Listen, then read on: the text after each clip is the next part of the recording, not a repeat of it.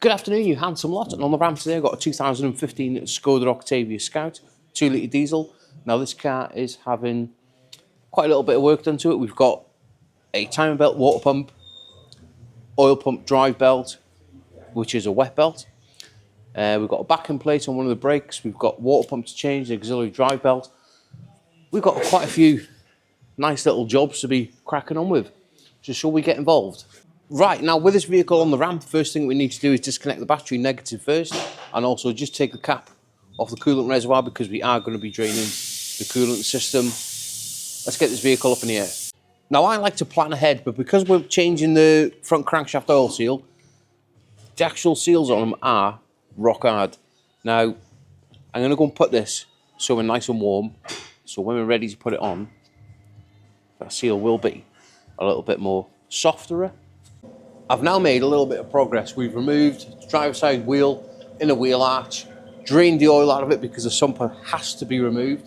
And I'm just in the middle now of drilling the coolant out. I've also attached, because we've got to take the engine mount off, the engine support. I think we're going to get this sump off first and go from there. That is the plan of action. All the 10 mils now and the 16 mils, which are out of the sump and the gearbox side. Now, these sumps on all cars, they can be an absolute nightmare to get off. But how I've done it, if I can show you, get a dirty, great big long bar, come in this side, just underneath the air conditioning pump, prized it. Let me show you. In between the block and the sump, and be a bit rough with it, and it will come off. And there we have it with a little bit of persuasion. That sump is now off. And I tell you what, for a diesel engine, that is looking very clean in there. And there's a sump. There is a little plastic baffle plate. Just be careful. But yeah, I reckon now we can jump round to the timing. Get the timing belt off. I think before we drop the vehicle down, what we're going to do is just undo that one bolt, the bottom of the engine mount, and just remove that crankshaft pulley as well. To gain access to the timing belt, we have to remove the fuel filter and also the coolant expansion tank. Now what I've done, I have got some little blanking plugs we put on the fuel lines, and we can just pull them out of the way. Even for the male side and the female side, I've got little blanking plugs, so we're not worried about fuel spilling out. The same applies to, well, the coolant, because we've drained that. We're not really worried about that. Well, I think this car has been apart before. As you can see, we've got copper grease on the engine mount there.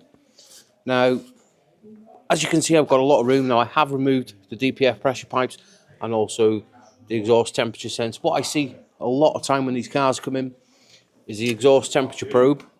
What people do is bend them just to get the timing cover out. Don't, because these will come out. You just got to be a little bit gentle and tough with them at the same time. Now, the DPF pressure sensors, as I've always said, on all these cars as they're getting older, plastic things will break. Now, it doesn't matter how gentle you are, if it's going to break, it's going to break. And I have broke one off there. Now, these are prone for snapping. They either snap or they melt. They're not the best. But as you can see, there's no drama. I've got a new sensor on its way. Let's go ahead now and get this upper timing cover off. I might just have to remove this little bracket here just to get it off. Right, all them timing covers have now been removed, and we've put them all safe in a little bit of a pile. Now we need to get this engine timed up. We do need some special tools. A lot of you have already seen this procedure many times, but to the new people here, you haven't. And I'm going to show you what we're going to be using all data for our technical information. It is hard for me to show you on the engine where these locate, but it's easy on a diagram. There we go, one in the camshaft.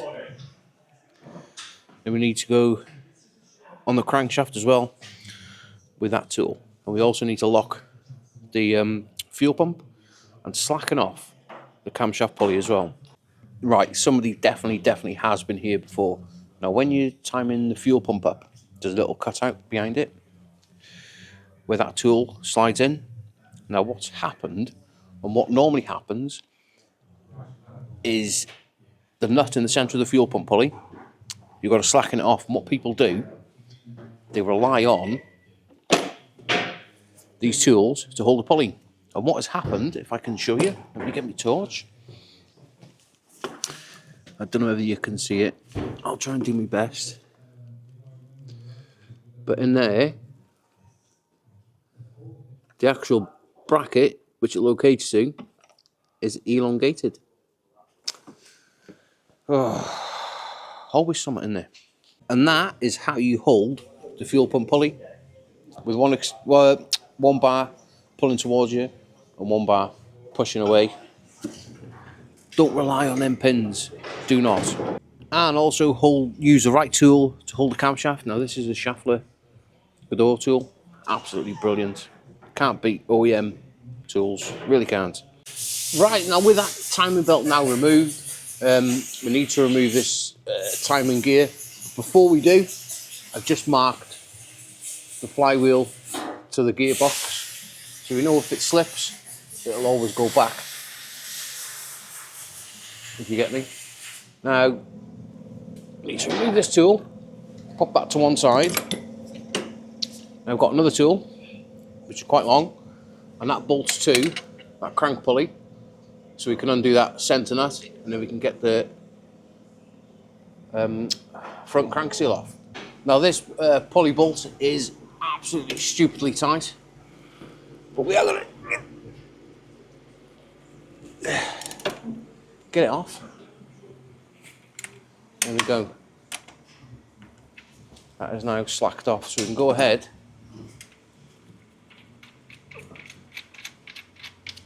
remove the bolt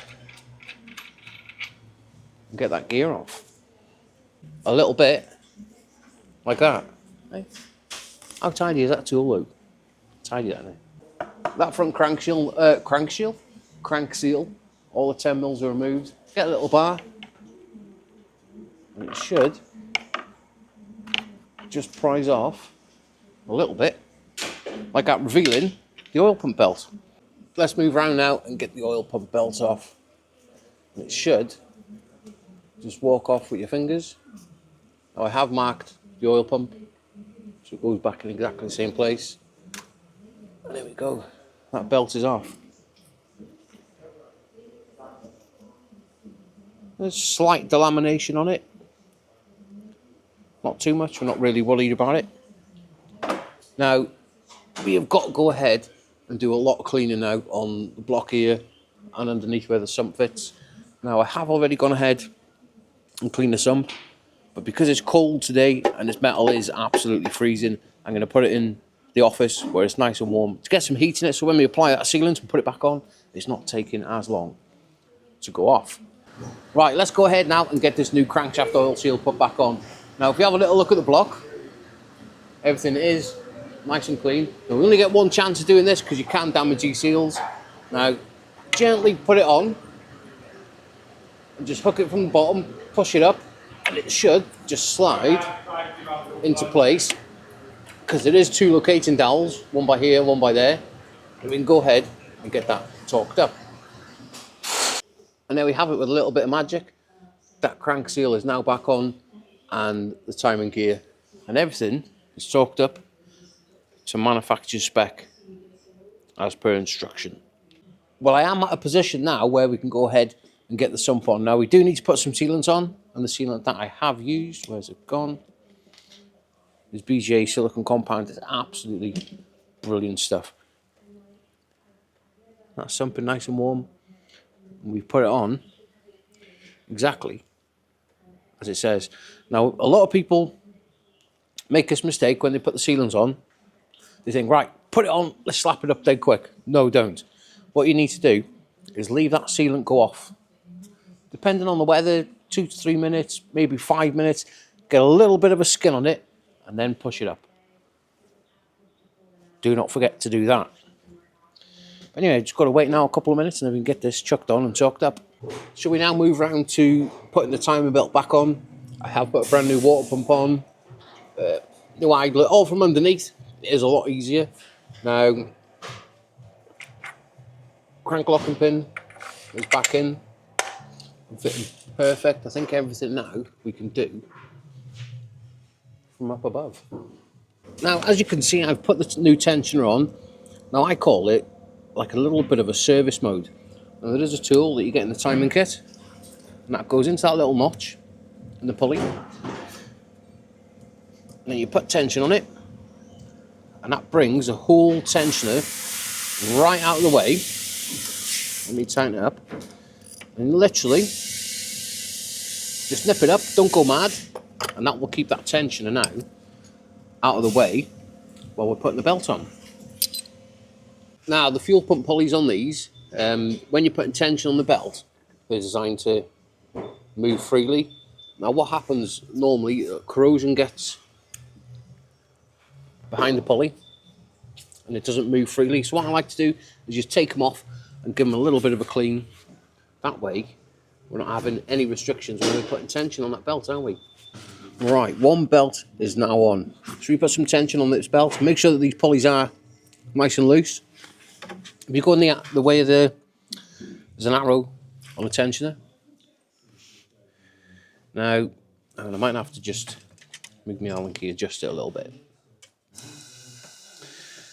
There's a little pointer down the bottom here. You might be able to see it, you might not. We need to get that torqued up once that arrow meets a little cutout. I'm trying to do this just so you lot can see. See this pulley now? It will turn as I'm putting tension on it.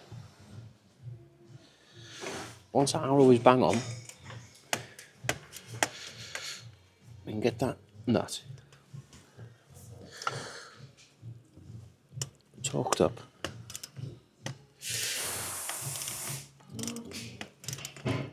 To 20 newton meters and then 45 degrees.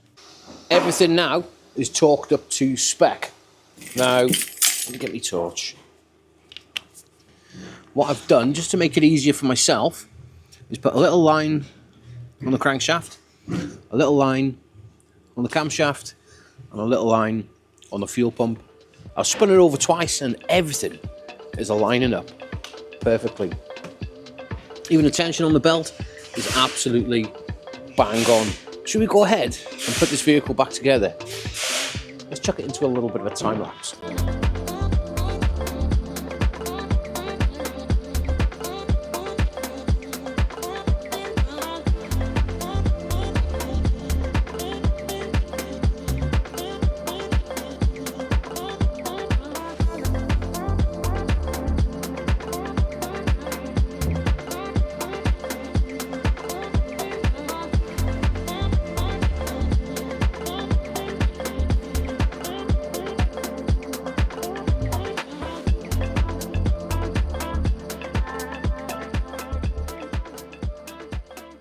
Right, well there we go, that car is back together. Now I just wish they were all that quick to put back together, eh? Would be nice, wouldn't it? But anyway, I've given the car a fresh oil filter, some fresh oil, fresh coolant, put a brand new alternator belt in it as well. So I think we're in a position now where we can go and give it a big start, Rooney. See what happens. We've got two choices, haven't we? It either starts or it bloody doesn't. Oh, bing bong. Got a couple of warning lights on the dashboard, but they're just for the stability control. On all the vags, you do get that when the battery's been disconnected. Right, moment of truth.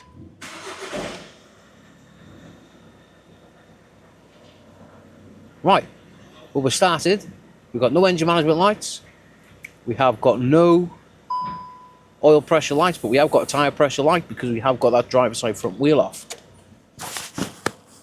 And there we have it, the car is now running. Now I'm not too worried about letting it tick over and get up to temperature because I want to leave that sealant go off overnight and then we can come back to it in the morning. Make sure everything's dry because last thing we want is a leak. But I think that is successful. Oil pump, belt, timing belt, water pump. I've still got the, where's it gone? The back plate. I can't remember which side it is, whether it's to the driver's side or the passenger side, I can't remember. But we'll have a little look and that's going to be a tomorrow morning job because I've got a couple of stuff to do before I go home tonight. But anyway, I hope you've enjoyed that video. If you have, please hit that like, subscribe if you haven't already. And I will definitely see you on the next one. Let's get it, Sam.